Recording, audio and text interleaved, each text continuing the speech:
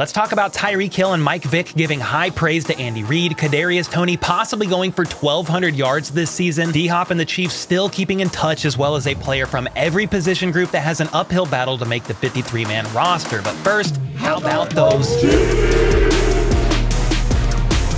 First up, in some quick player news, Skyy Moore is going to be one of the guest players at Damar Hamlin's upcoming charity softball tournament this Saturday, which I found to be pretty awesome of Skyy. Defensive end Charles Omenihu is out here working, jumping around like crazy, pulling sleds, lifting up a lot of weight and dropping it to the ground, then could even be seen practicing to be the backup long snapper. Okay, in all seriousness, he's really just getting ready for training camp, but looks good and ready, as is running back Deneric Prince, who's been featured in a plethora of training videos from Coach T of 360 Elite, with another video being released a day or two ago, I believe. And he's definitely making a statement in how hard he's been training, the looks he's getting from coaches during OTAs from his standout plays, and is someone I'm excited about for camp and preseason, one of the UDFAs that is most likely to make the roster, in my opinion, at least for right now. And then in some former Chief Alert news, the Browns announced today that they signed cornerback Kadarius Keys, and I was a little disappointed to hear that, because deep down, I secretly hoped that the Chiefs would bring him back just so we could have Kadarius, Legarius, and Kadarius all on the roster together, but sadly, that dream has died. And while that is sad, I have some news that is not so sad, and that is Mike Florio is writing a sequel to his book titled Father of Mine. That's the initial book, but the sequel, I guessed the name of it to be Criminal Organization in KC Hates Paying Their Players. Well, I was wrong, but not that far off, because Florio let me know that is not the title, but it is the subtitle of his next book. So I guess the good news here is Florio's about to be writing a 400-page book on how underpaid Patrick Mahomes and Travis Kelce are, and how much the Chiefs coaching staff and ownership enjoy depriving them of their well-earned, hard-fought for money. All right, while this is not the title of his next book, Florio really did respond to me saying that on his Twitter timeline and told me it was a subtitle, so I do appreciate him taking the joke well and just rolling with the punches on that one. Don't you ever touch me again. Next up, Tyreek Hill recently had Mike Vick on a podcast, and they both had some very high praise for Andy Reid that I found worth sharing with you all. So with Andy, like, he's not afraid to take a chance. He's not worried about what the public gonna say. He know how to handle the public. He's not worried about what the organization might think. He know how to handle the organization. And then he gonna pull you to the side right from the jump, and he gonna tell you, like, man, don't screw this up for me. Like, I got you. I'm in your corner. Andy the type, man, he ain't even got to yell at you for you to know when he upset with you. Disappointing him, mate, used to disappoint me more than anything. Damn, man, I let coach down. That's part of the reason why we play so hard. That was mine too, though. Like, just not wanting to, like, let him down. He used to pull me to the side all the time and be like, Reed, I'm in your corner, bro, so don't mess this up, dog. Like, I really never had that in a coach. And I was like, bro, every play that I play, I don't care if I'm hurt, I'm gonna get this dude 110% no matter what, dog. So the convo started out about Andy Reid being willing to give both of them a second chance, then went to bat for them and was in their corner at times when they felt like nobody else was. Tyreek even said that Andy used to call his granddad when he got sick. Pretty sure it was he got sick. He just said going through some personal things.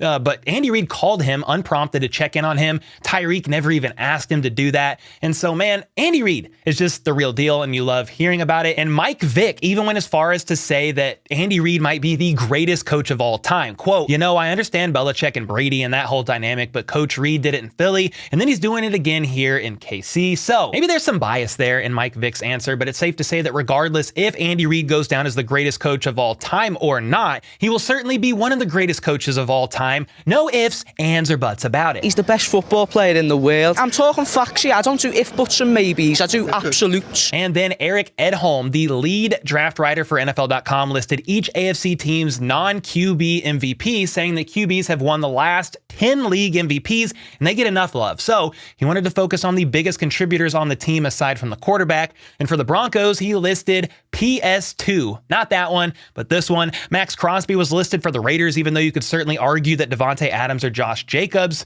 could be that person as well. He then surprisingly listed offensive tackle Rashawn Slater over Joey Bosa for the Chargers. And then lastly for the Chiefs, he named none other than tight end Travis the GOAT Kelce, though I think Chris Jones could also make a strong case here as well based on his importance and his role in the defense, basically equaling or close to equaling Mahomes' importance and role in the offense, but that is a convo for another time. Anyway, regarding Kelce, he said that the man is arguably the best tight end in NFL history and is inarguably coming off one of his best 2 or 3 seasons just last year. And even with the chance that Toney evolves into the team's wide receiver 1 this season, Kelce's still going to be Mahomes' go-to target, especially in the postseason, because in Kelce's last 9 playoff games over the past 3 years, he has 81 catches catches for 916 yards and 10 touchdowns, as well as a touchdown pass in that Steelers game. So yeah, he's the team MVP's MVP, only helping elevate Mahomes' game and helping make them one of the best duos to ever play the game. And speaking of Kadarius Toney as the potential wide receiver one,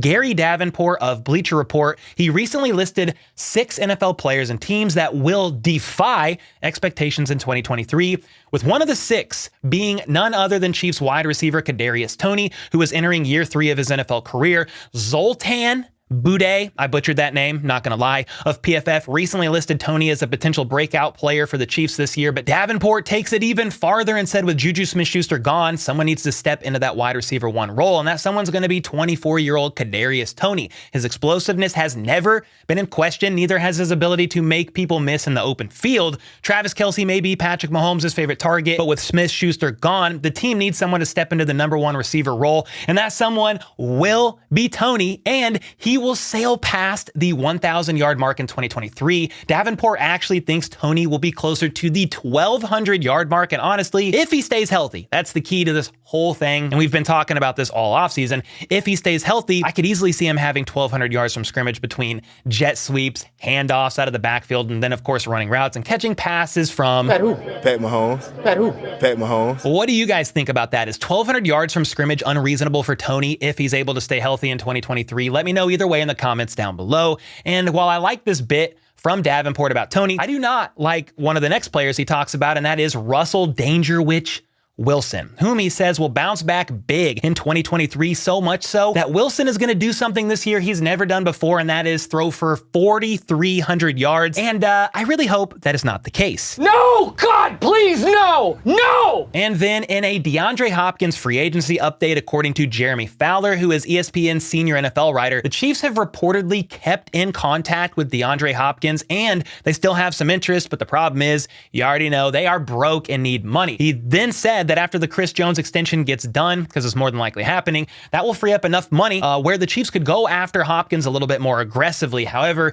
a Chris Jones deal may not happen until training camp or even after. So the question is, will D-Hop be willing to wait that long? And for these reasons, he said the Chiefs are on the outside, but interest is there. Meanwhile, the Patriots and Titans, who have had D-Hop in for visits, are more firmly in the mix. And this Twitter channel with sources say something that doesn't need sources just makes sense. And that is D-Hop would much rather play for a contender, which is why he hasn't yet signed with the Titans or the Patriots. He, quote, isn't thrilled to have Mac Jones or Tannehill throwing him passes in 2023, but he leans toward the Patriots if those remain the only two options. However, I'm sure he's holding out a bit here, hoping another team offers him something that he believes is worth his while, and is also a team that has a chance at helping him get his first ever Super Bowl ring. Anyway, back to Jeremy Fowler, because last week he touched on the Chris Jones extension and the Chiefs potentially pursuing D-Hop afterwards, but he also brought up another possibility, and that is the Chiefs possibly extending L'Jarius Sneed instead, who Fowler labeled a core piece of the Chiefs defense. He will be a free agent in 2024, so they could try to re-sign him after Jones,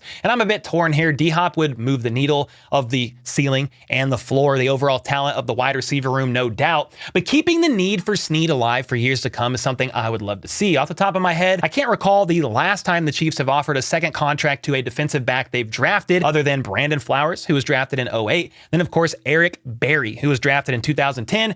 If I missed anybody, let me know. But for sure, since Vick took over as GM in 2017, they have not yet offered a second contract to a defensive back that they've drafted. And part of me wonders, fingers crossed, if that trend will come to an end with L'Jarius Sneed and they offer him an extension. However, whether Sneed gets extended or not, he earned a performance-based pay increase for his final year, qualifying for the league's proven performance escalator, which was something added back in 2020 and acts as a fourth-year salary escalator for players not drafted in the first round. And another player who earned this same pay raise is Sneed and Danna, who, just like Sneed, qualified based on playtime percentage over their last 3 years. And now, instead of both of these players earning roughly $1 million each in the final year of their deal, it's been bumped all the way up to 2.8 for Sneed and Danna and 2.9 for L'Jarius Sneed. Not a bad pay raise. I mean, shoot, I for sure would take that. You pay you!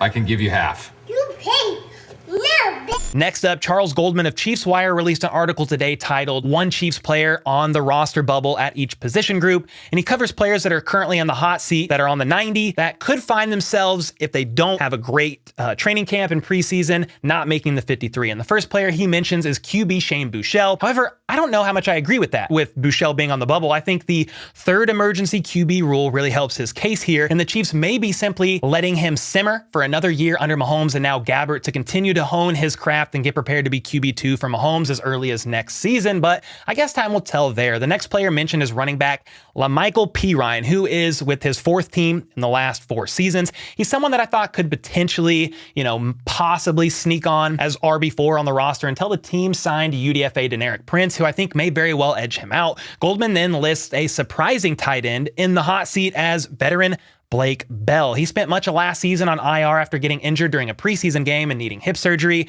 Then when he came back, he didn't play much and was actually not active in his last couple of postseason games, and that's including the Super Bowl. On top of that, he hasn't participated in the majority of OTAs due to having an appendectomy. And if the Chiefs do roll with 4 tight ends, I have them going with Travis Kelce, Noah Gray, Jody Fortson, and Blake Bell. However, I wouldn't rule out Kendall Blanton or Matt Bushman just yet as being able to show out and take another grown man's job, with that man very possibly being Blake Bell. And as far as wide receivers go, some will not be happy about this, but Justyn Ross is the receiver listed as the guy fighting an uphill battle to make the roster. I know some are saying that the Chiefs are going to roll with 7 wide receivers, especially with no fullback on the team for the first time, at least since Andy Reid has been a head coach, but the Chiefs have never had more than 6 on the initial 53, and I wonder if they'd instead opt for an extra lineman or tight end over a 7th receiver, and that's why I currently have them rolling with 6 total, with 4 definite locks in Marquez Valdez-Scantling, Kadarius Toney, Skyy Moore, and Rashee Rice, and the next 2 most likely to make it being Richie James, the only other receiver aside from MVS who's ever had more than 500 yards in a season,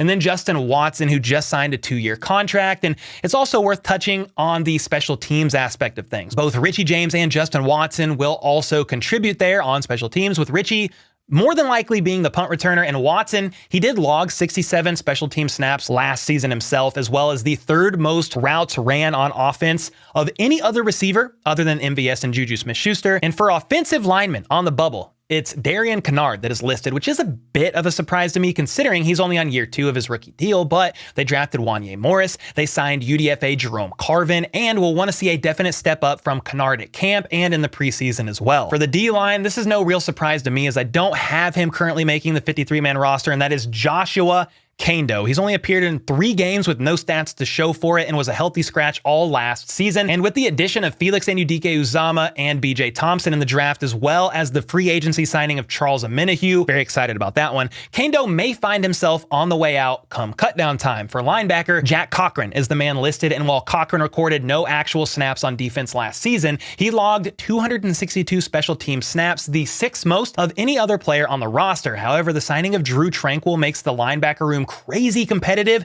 and Cochran will need to have an absolute heyday at training camp to earn his way back onto this year's 53-man roster. And then Nick Jones is the cornerback listed, the man fighting for a spot amongst 5 perceived to be locks in L'Jarius Sneed, Trent McDuffie, Joshua Williams, Jalen Watson, and Nazeeh Johnson. And about Nazeeh Johnson, remember, Dave Toub said he was the best gunner in the league on special teams near the end of last season, and he sees him as the #1 gunner on the team this season, so Nazeeh is more than likely a lock, but Nick Jones could be cornerback number 6, depending on how the Chiefs shape down their 53-man roster. If they roll with 4 safeties, Deon Bush might be the guy that finds himself in the hot seat, even though just like linebacker Jack Cochran, he played a ton of special team snaps last season, logging the 2nd most of any player, only behind cornerback Chris Lammons. But if they believe Chamari Connor can contribute heavily on special teams, I could see Deon on his way out, with Justin Reid, Brian Cook, Mike Edwards, and Chamari Connor being the 4 safeties to make the 53. And with all that being said, take a deep breath, because I know that was a lot, but we're only doing 2 videos this week, so I had to pack it all in there for you. But do you agree here with the players from every position group listed on the bubble who must show up and show out at training camp and in preseason in order to make the 53-man roster? Let me know your thoughts in the comments down below. And until next time, let's go. Let's freaking go. How about those?